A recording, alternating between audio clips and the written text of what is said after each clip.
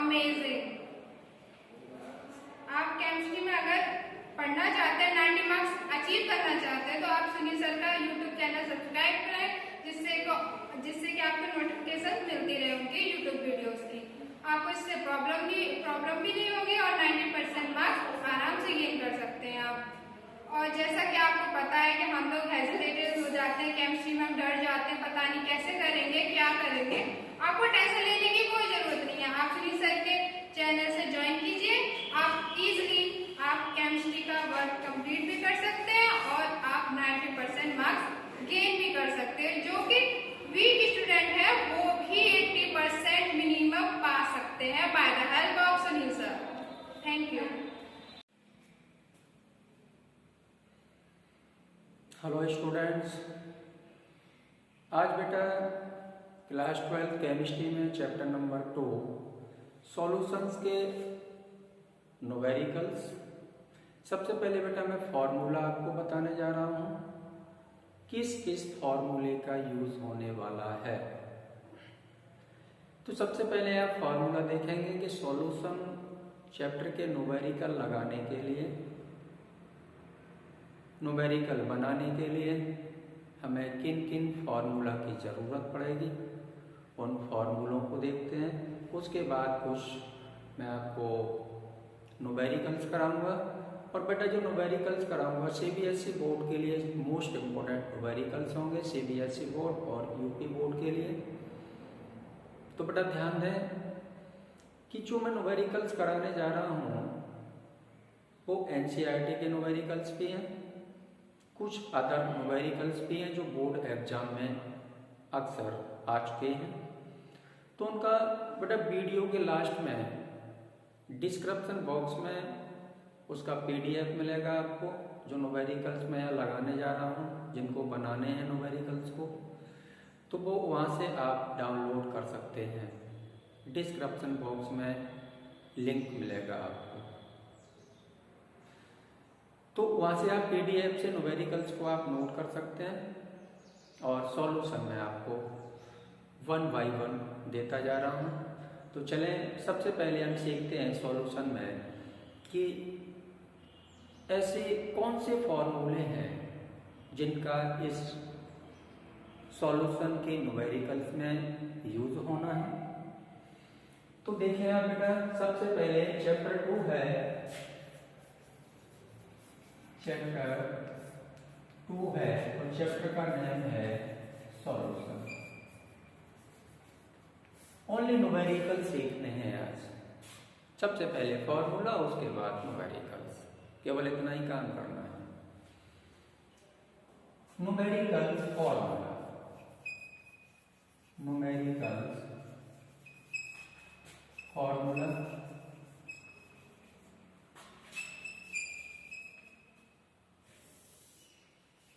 चलिए first formula. सबसे पहले बेटा देखते हैं मास परसेंटेज। तो मास परसेंटेज जो होता है वो होता है W/W परसेंटेज। मास परसेंटेज को W/W सिंबल से डिनोट करते हैं। तो W/W इक्वल टू बेटा मास of solute, mass of solute into 100 divided by mass of solution, mass of solution।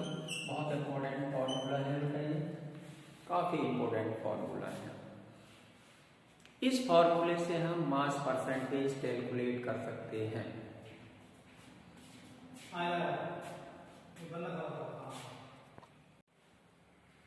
बेटा सेकंड फॉर्मूला देखें आप। सेकंड फॉर्मूला क्या है? मोलरिटी। मोलरिटी होता है कैपिटल M। तो कैपिटल M इक्वल टू होता है M/VN लीटर। लीटर में वॉल्यूम है। तो M इक्वल टू बेटा क्या होता है? M इक्वल टू होता है WP/MV। WP/MV। अब ये M की वैल्यू मैं यहाँ रख दूं तो क्या फॉर्मूला मिलेगा मुझे? तो m इक्वल टू मिलेगा बेटा W V upon M P into V in litre. V in litre. Volume अगर ml में है तब क्या करेंगे? वॉल्यूम ml में है, लीटर को ml में कन्वर्ट करने के लिए 1000 का यानी 1000 का डिवाइड देना पड़ता है। तो वो भी फॉर्म देखते हैं आप फॉर्मूले की। तो m इक्वल टू क्या लिख सकते हैं? m इक्वल टू हम लिखेंगे WV इंटू, अब ml को किसमें लीटर में कन्वर्ट करना है तो 1000 का डिवाइड देना है। तो 1000 बेटा ऊपर पहुंचेंगे ये, तो क्या हो जाएगा? हो जाएगा WP into 1000 divided by MV into V in ml। ठीक है, यानी 1 लीटर इक्वल टू होता है 1000 ml। 1 लीटर में 1000 ml होते हैं। चलिए यहाँ पर m क्या है? m देखें, mb को, mb होता है यहाँ पर molar mass of solute, solute का मोलर मास। WB क्या है? WB देखें मास of solute, mass of solute. उसके बाद बेटा m क्या है यहाँ पर? m है यहाँ पर मोलरिटी, मोलरिटी। v बेटा v वॉल्यूम है, दिख रहा है अंदर? चलिए दिख रहा है, वॉल्यूम है v। अब बात कर लेते हैं बेटा, अगर डेंसिटी दी हो, क्या दिया हुआ हो? डेंसिटी दी हो, तो जब डेंसिटी दी हो तो मोलरिटी किस फॉर्मूले से कैलकुलेट करेंगे? वो भी फॉर्मूला आप देख लें। चलिए फॉर्मूला नंबर 3, तो n इक्वल टू बेटा 10 इंटू डी। जब डेंसिटी दी हो न्यूमेरिकल में, तब हमें मोलरिटी किस फॉर्मूला से कैलकुलेट करनी है? तो n equal to D, sorry 10 into D into WV by MV। सभी सिंबल के मैंने नाम लिख दिए हैं तक, केवल D को मुझे लिखना है। D को बोलते हैं डेंसिटी। जब डेंसिटी दी हो तो मोलरिटी हम इस फॉर्मूले से कैलकुलेट करेंगे। चलिए फॉर्मूला क्लियर करते चले आप, अच्छे से याद करने की जरूरत ना पड़े, याद करने की जरूरत ना पड़े आपको। चलिए नोट हो गया ना? फॉर्मूला नंबर 4 देखते हैं, मोलरिटी की बात कर लेते हैं। मोलरिटी क्या होता है? मोलरिटी 1 किलोग्राम विलायक में, 1 किलोग्राम विलायक में उपस्थित विलेय पदार्थ के मोलों की संख्या को हम मोलरिटी कहते हैं, मोललता कहते हैं। क्या बोला मैंने? मैंने बोला कि 1 किलोग्राम विलायक में 1 किलोग्राम सॉल्वेंट में उपस्थित विलेय पदार्थ के मोलों की संख्या उस विलयन की मोललता कहलाती है, मोलरिटी कहलाती है। तो यहाँ पर मोलरिटी और मोलरिटी, मोलरता और मोललता में कितना डिफरेंस है उसको आप देखें।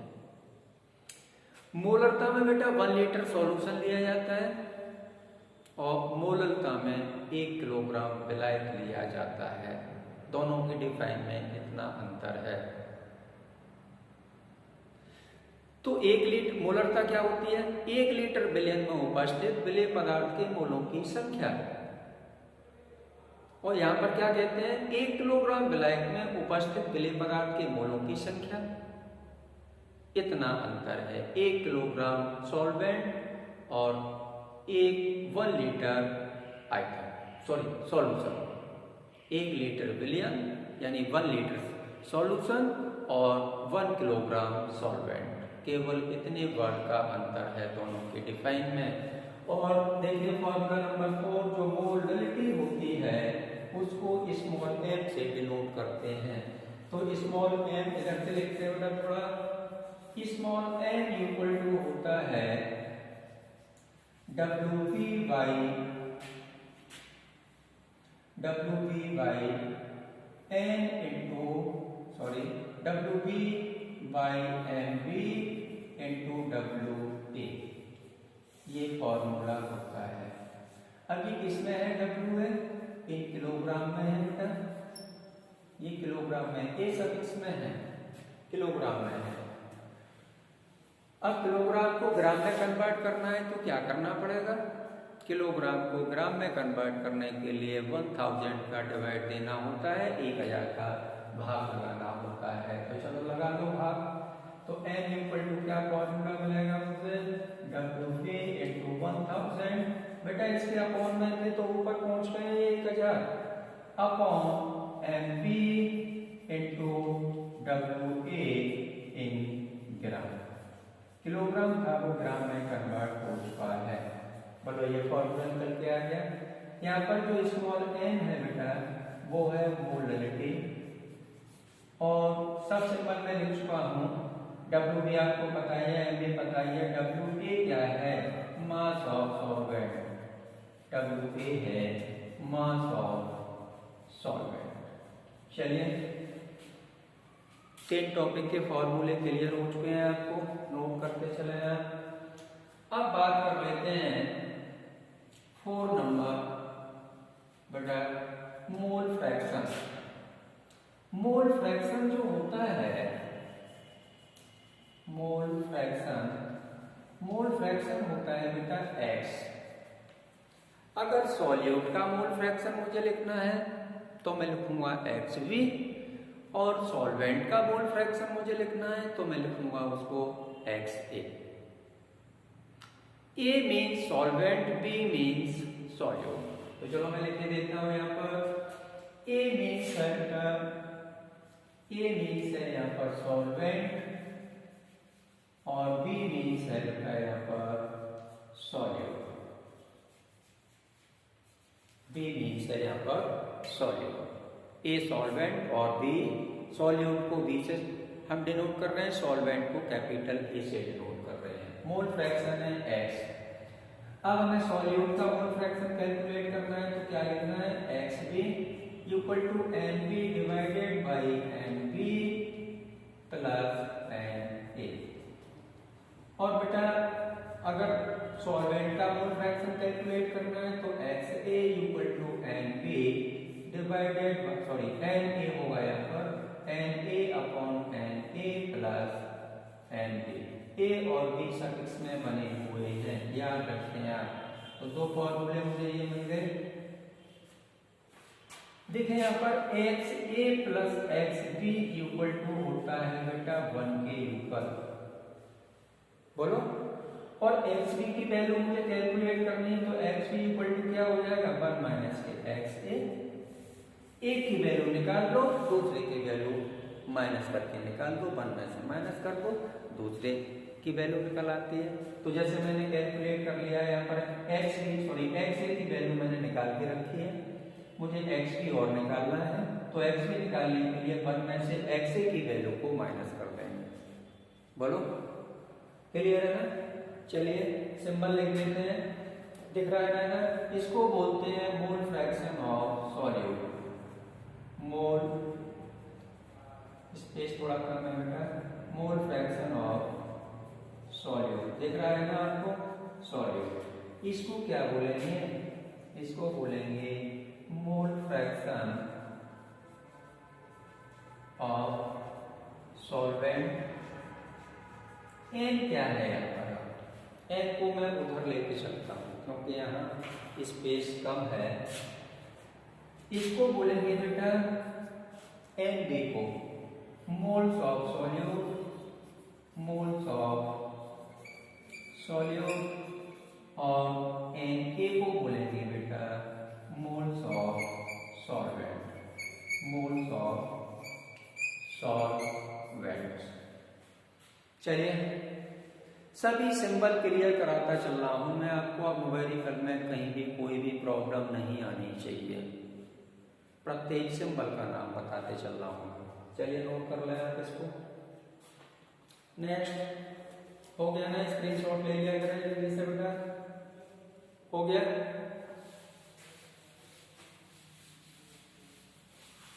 नेक्स्ट है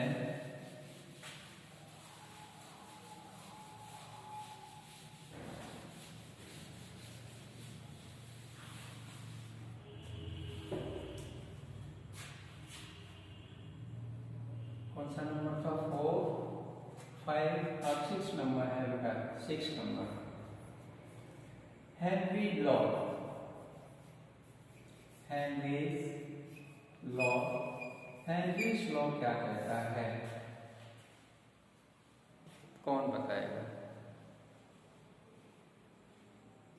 हेनरीज लॉ ये कहता है कि जो प्रेशर होता है, जो प्रेशर होता है वो मोल फ्रैक्शन के डायरेक्टली प्रोपोर्शनल होता है, मोल फ्रैक्शन ऑफ सॉल्यूट के डायरेक्टली प्रोपोर्शनल होता है। तो क्या फॉर्मूला होगा हेनरी लॉ का? तो P इज डायरेक्टली प्रोपोर्शनल बेटा एक्स भी। इस प्रोपोर्शनल के साइन को हटाएंगे तो यहाँ पर के एच कॉन्स्टेंट आ जाता है, तो के एच इंटू एक्स जी, ये फॉर्मूला निकल के आ गया हेनरी नियम का, हेनरीज लॉ। इसको बोलते हैं बेटा प्रेशर, प्रेशर इसको बोलेंगे बेटा हेनरी कांस्टेंट,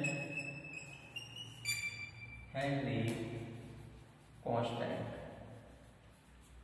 इसको क्या बोलेंगे? मोल fraction of solute, mole fraction of solute. चलिए क्लियर हुआ। Next 7 number Raoult's law. Raoult's law क्या कहता है? राउल्ट्स लॉ बताएं।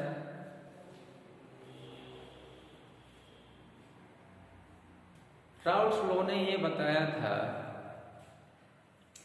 कि किसी विलयन का वाष्प दाब का आपेक्षिक अवनमन, क्या बोला मैंने? मैंने बोला कि किसी विलयन का वाष्प दाब का आपेक्षिक अवनमन विलेय पदार्थ के मोल प्रभाज के मोल अंश के मोल भिन्न के बराबर होता है। बोलो, चलो नोट कर देता हूं मैं ना। राउल्ट्स ने क्या बताया था? उन्होंने बताया था बेटा किसी विलयन का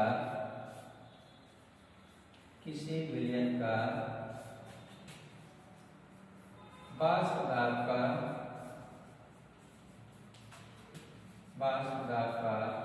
आपेक्षिक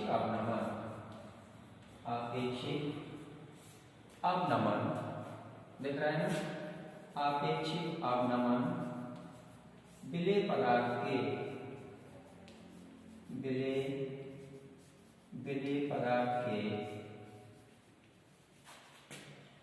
मोल अंश, मोल प्रभाज बोले, मोल अंश बोले, मोल भिन्न बोले, मोल अंश या मोल भिन्न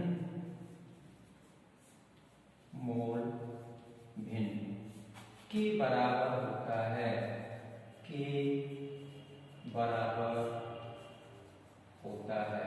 चलिए लिख रहा है ना, बोल दिया है मैंने, मोल भिन्न के बराबर होता है, मोल अंश के बराबर होता है।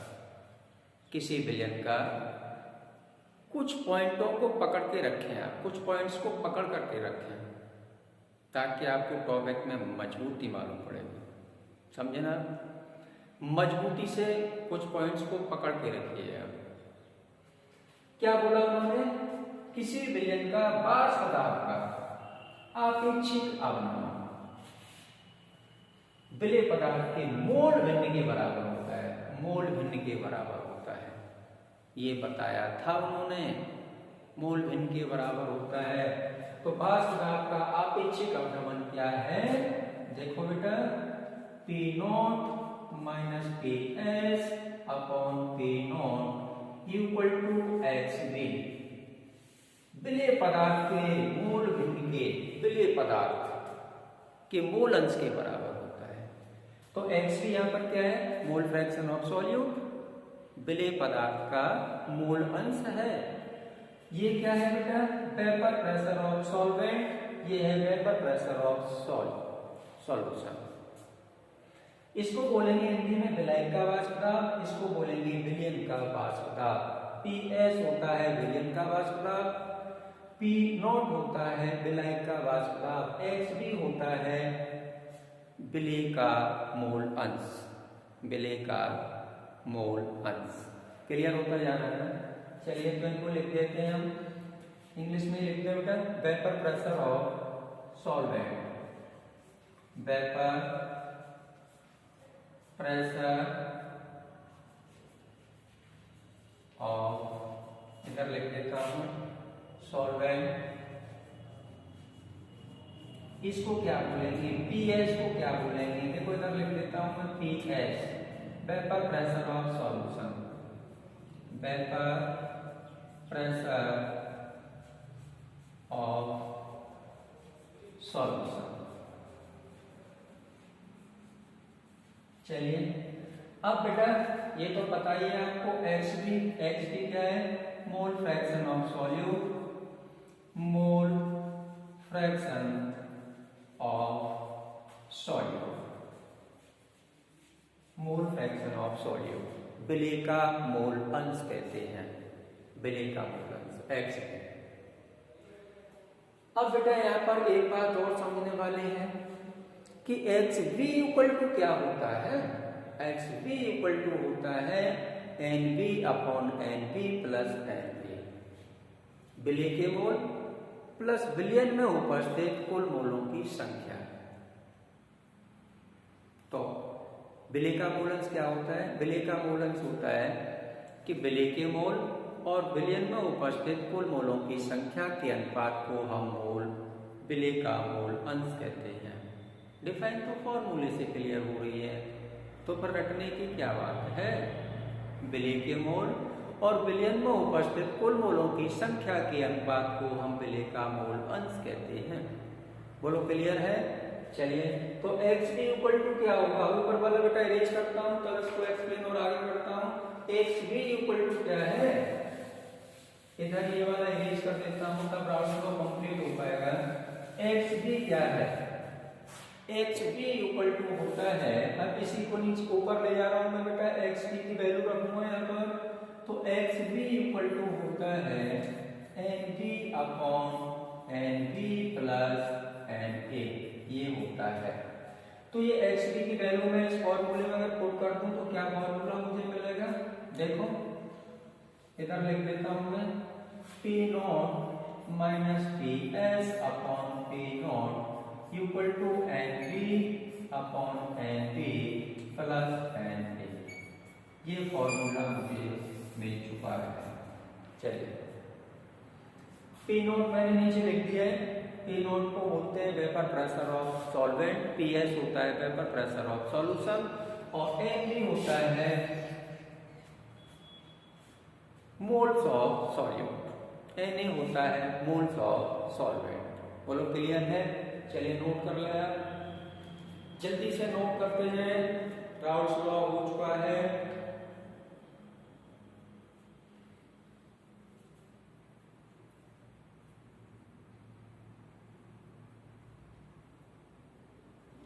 चलिए नेक्स्ट, कौन सा नंबर था ये, 8 था। चलिए आगे वाला फॉर्मूला देखते हैं, कौन सा फॉर्मूला और यूज होने वाला है बेटा।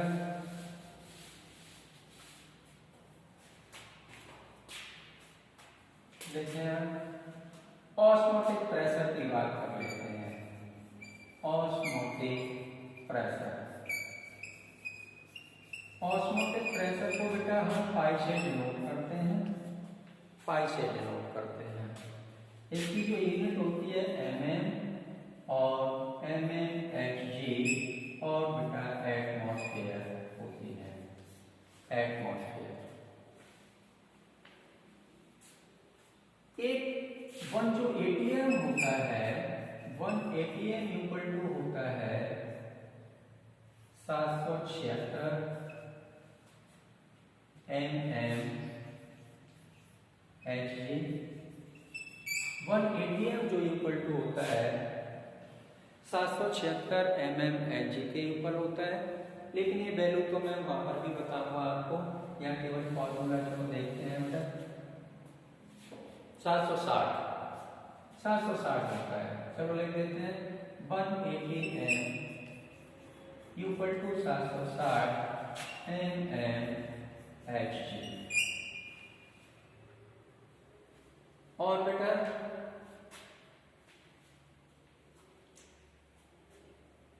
मिलीमीटर दाब को सेंटीमीटर में कन्वर्ट करने के लिए हमें 76 का डिवाइड देना होता है, 76 का डिवाइड देना होता है। तो ये बात हमें न्यूमेरिकल में भी पता हुआ। यहाँ पर हम देखते हैं फॉर्मूला ऑस्मोटिक प्रेशर का। ऑस्मोटिक प्रेशर होता है बेटा पाई इक्वल टू होता है एन अपॉन बी और आर टी। अब एन बी ऊपर लिखना है, N B moles of solute लिखना है। अब एन बी इक्वल टू क्या होता है बच्चों? एन बी इक्वल टू होता है W P by M B, W P by M B. तो ये वैल्यू हम यहाँ पुट कर दें तो क्या फॉर्मूला मिलेगा? Pi equal to W P by M B, नीचे आएगा एम बी इंटू बी और इंटू आर टी। ये फॉर्मूला मुझे मिल चुका है। इसको बोलते हैं ऑस्मोटिक प्रेशर, ऑस्मोटिक प्रेशर। और इसको बोलते हैं बेटा आर को, और तो सभी सिंबल लिख चुके हैं हम। एम भी पता है, डब्ल्यू भी पता है, बी पता है। आर होता है गैस कांस्टेंट, और यहाँ पर बोलेंगे इसको हम सॉल्यूशन कांस्टेंट, सॉल्यूशन कांस्टेंट। इसकी डेफिनेट वैल्यू होती है 0.0821 लीटर गुणा एटीएम गुणा मोल इनवर्स गुणा डिग्री इनवर्स। ये वैल्यू होती है आर की। टी क्या होता है? टी होता है बेटा टेम्परेचर। अब चलिए यहाँ पर एक बात और बता देता हूँ मैं। सॉल्यूशन में अगर आयनिक कंपाउंड है तो उसका वन टॉप फैक्टर भी होगा। जितने आयन्स होंगे उतना ही उसका वन टॉप फैक्टर होगा, वन टॉप गुणांक होगा। कितने आयन्स हैं सॉल्यूशन में? तो उन आयनों की संख्या को बोलते हैं आई या वन टॉप फैक्टर। अगर आयनिक कंपाउंड है कोई तो क्या फॉर्मूला हो जाएगा? देखें, इसको पहले नोट कर लिया।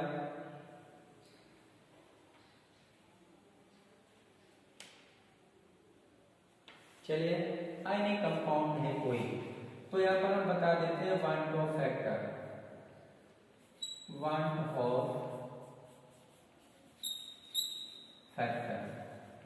वन टॉप फैक्टर को बेटा डिनोट करते हैं हम स्मॉल आई से। वन टॉप फैक्टर को स्मॉल आई से डिनोट करते हैं। कोई आयनिक कंपाउंड है मेरे पास, देखें एग्जांपल में CaCl2 arrow Ca2 positive plus 2Cl1 negative. कितने आयन्स हैं मेरे पास? एक कैल्शियम का आयन है बेटा और 2 क्लोरीन के आयन है। कितने आयन हो गए? 3 हो गए। तो वन टॉप फैक्टर कितना हुआ? आई की वैल्यू 3 हो गई। वन टॉप फैक्टर 3 हो गया। अगर आप वन टॉप फैक्टर और दिया हुआ है तब वो ऑस्मोटिक प्रेशर निकलवा रहा है, तब किस फॉर्मूले का यूज करेंगे? तो इसमें वन टॉप फैक्टर का और मल्टीप्लाई कर देंगे तो पाई इक्वल टू हो जाएगा बेटा pi equal to I W B upon M B into B R T. चलिए ये फॉर्मूला हमें मिलता है। इसको बोलते हैं हम, दिख रहा है ना नीचे, चलो इधर लिख देता हूं मैं। इसको बोलते हैं one top factor, one top factor. चलिए 90 प्लस लाने के लिए कुछ हटके करना पड़ेगा, कुछ अलग करना पड़ेगा, तब 90 प्लस आप ला सकते हैं। चलिए नोट कर लें इसको। हो गया ना बच्चों? स्क्रीनशॉट ले लिया करें आप जल्दी से। Next depression in freezing point. Depression in freezing point होता है डेल्टा टी एफ। क्या बोला मैंने? Depression in freezing point, depression in freezing point इसको लिखते हैं बेटा डेल्टा टी एफ से, डिनोट करते हैं। बोलो, डेल्टा टी एफ से डिनोट करते हैं। केल्विन यूनिट होती है, केल्विन के बनाते हैं, ठीक है ना। चलिए, डिप्रेशन एंड फ्रीजिंग पॉइंट मोलरता के समानुपाती होता है। चलिए, समझ में आ रहा है ना, कितनी बढ़िया परिभाषा दी गई है। डिप्रेशन इन फ्रीजिंग पॉइंट, क्या बोला मैंने बोला मोलर अवनमन, सॉरी, उसको बोलते हैं depression in freezing point. Depression in freezing point जो होता है वो मोललिटी के डायरेक्टली प्रोपोर्शनल होता है, मोललिटी के डायरेक्टली प्रोपोर्शनल होता है। तो क्या लिखेंगे हम, लिखेंगे delta T F directly proportional small M. अब बेटा यह सोचने वाली बात है कि अब प्रोपोर्शनल साइन थोड़ी लगा रहेगा वहां पे, उसको तो हटाना पड़ेगा क्योंकि हमें न्यूमेरिकल बनाने हैं। तो चलो इस प्रोपोर्शनल साइन को हटाते हैं। तो इस साइन को बेटा हटाएंगे तो यहाँ पर आ जाता है कांस्टेंट के एफ, यहाँ पर कांस्टेंट आ जाता है के एफ।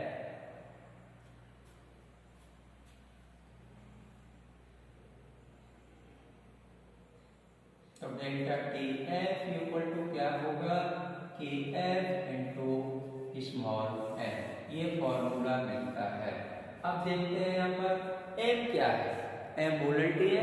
तो मोलरिटी किससे इक्वल होती है, एम इक्वल टू होता है W B into 1000 divided by M B into W A in gram बेटा। तो ये वाली एम की वैल्यू हम यहाँ पुट करते हैं तो क्या फॉर्मूला मिलेगा, delta T F into K F into W B into 1000 divided by M B into W A in gram. बोलो कहां तक क्लियर हो चुका है, क्या फॉर्मूला समझ में आया या नहीं आया। इसको हम क्लोज करते हैं, कुछ सिंबल लिखते हैं बेटा। सिंबल कुछ अपने आप लिखने आप अगर आपको आते हैं तो, अरे अब तो आना चाहिए ना सिंबल, तो बहुत सारे सिंबल मैं लिखा चुका हूँ, बहुत सारे सिंबल लिखा चुका हूँ। चलिए कंप्लीट कर लें फटाफट। कितने बच्चे कंप्लीट कर सकते हैं,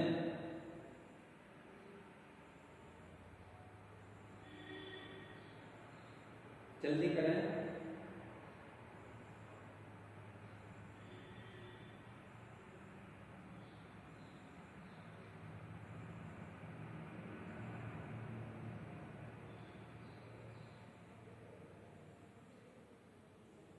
हो गया ना, जल्दी कर लो भाई। क्या लिखा है आपने बताएं। इसको बोलते हैं depression in freezing point, depression in freezing point. Freezing point लिख देता हूँ बेटा, उधर भी स्पेस चाहिए मुझे। डिप्रेशन इन फ्रीजिंग पॉइंट ये होता है W B mass of solute, mass of solute. W A होता है mass of solvent, mass of solvent. अब क्या रह गया, एम बी रह गया। एम बी क्या होता है, molar mass, molar mass of solute, molar mass of solute. और कुछ कहने हैं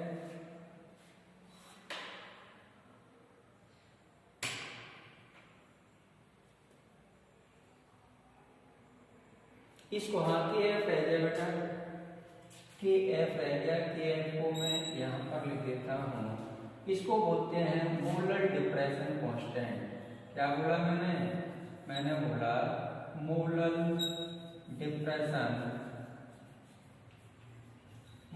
डिप्रेशन कांस्टेंट। चलिए नोट कर ले आप। अब एक लास्ट फॉर्मूला है बेटा, जल्दी करें, हो गया ना, स्क्रीनशॉट ले लिया करें आप।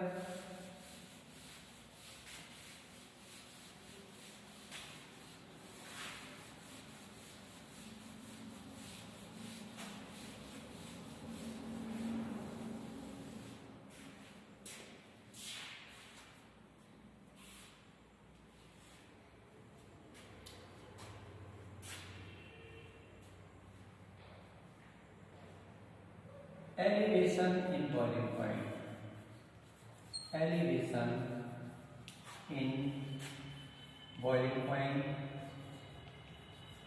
Boiling point. इसको बोलते हैं बेटा डेल्टा टीवी। डेल्टा टीवी कहते हैं। डेल्टा टीवी से इसको डिनोट करते हैं। तो क्वथनांक का जो उन्नयन होता है, एलिवेशन इन बॉइलिंग पॉइंट, क्वथनांक का उन्नयन, जो क्वथनांक का उन्नयन होता है वो किसके समानुपाती होता है, किसके डायरेक्टली प्रोपोर्शनल होता है, मोललिटी के डायरेक्टली प्रोपोर्शनल होता है, मोललता के समानुपाती होता है। समझे क्या बोला मैंने बोला कि elevation in boiling point directly proportional to the molality, molality के डायरेक्टली प्रोपोर्शनल होता है। तो क्या मिलेगा मुझे, delta TV directly proportional small M मिला मुझे, डायरेक्टली प्रोपोर्शनल है, समानुपाती है। अब बेटा इस प्रोपोर्शनल के साइन को हटाएंगे यहाँ से, तो क्या मिलेगा, delta TV equal to K V into small M, formula मुझे मिल चुका है।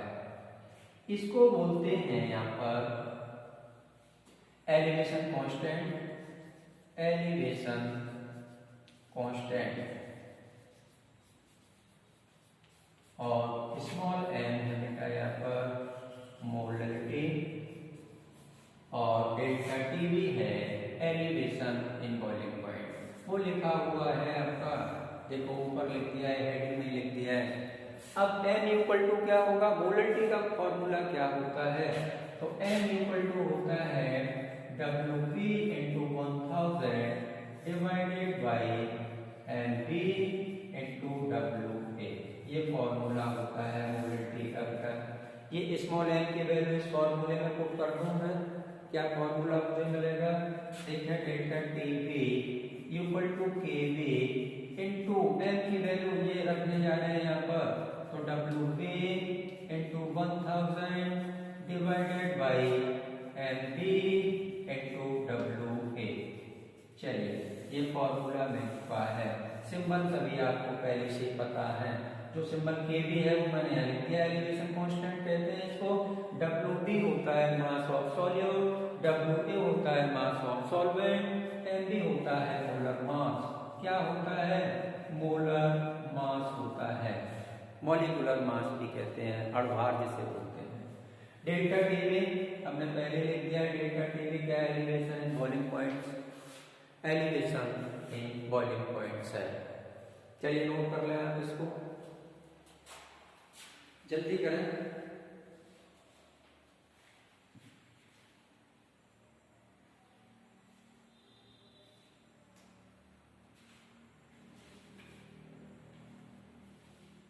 हो गया ना बेटा,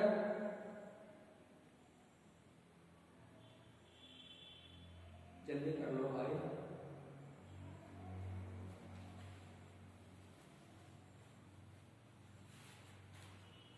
चलिए तो आज की क्लास बेटा सॉल्यूशन के न्यूमेरिकल्स के फॉर्मूले के लिए बनाई थी आज की क्लास। आपको ये अवगत कराया था कि किस किस फॉर्मूले का न्यूमेरिकल्स में यूज होने वाला है। इन फॉर्मूलों को आप एक बार पढ़ लेंगे तो नेक्स्ट क्लास में हम एनसीईआरटी प्लस एनसीईआरटी के तो कराएंगे, प्लस उसके साथ में जो बोर्ड एग्जाम में लगातार क्वेश्चन आए हुए हैं वो भी हम आपको सॉल्व करके दिखाएंगे। तो मेरी क्लास में इसी तरीके से लगातार आप बने रहिए, हमसे जुड़े रहिए। चैनल को बेटा सब्सक्राइब कर लो, क्योंकि अब जो भी क्लास आ रही है एकदम इम्पोर्टेंट क्लासें आ रही हैं। जो भी क्वेश्चन मिलेगा बहुत इम्पोर्टेंट क्वेश्चन मिलेगा, बोर्ड से रिलेटेड क्वेश्चन मिलेगा आपको, और वही क्वेश्चंस आपको 90+ मार्क्स केमिस्ट्री में लाने के लिए ताकतवर बना सकते हैं। समझे?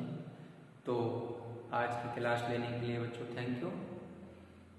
नेक्स्ट वीडियो में न्यूमेरिकल्स के साथ मिलते हैं। आज मैंने आपको फॉर्मूला बताया, नेक्स्ट वीडियो में मैं आपको न्यूमेरिकल्स कराऊंगा। तो 2 लेक्चर में, एक लेक्चर में बेटा फॉर्मूला और सेकंड लेक्चर में मैं आपको कंप्लीट न्यूमेरिकल सॉल्यूशन के एक ही वीडियोज में सारे न्यूमेरिकल सॉल्व करके दिखाऊंगा, ताकि आपको 50 तरह की वीडियोज की जरूरत ना पड़े देखने के लिए। चलिए बेटा थैंक्स, आज क्लास यही समाप्त करते हैं। ओके।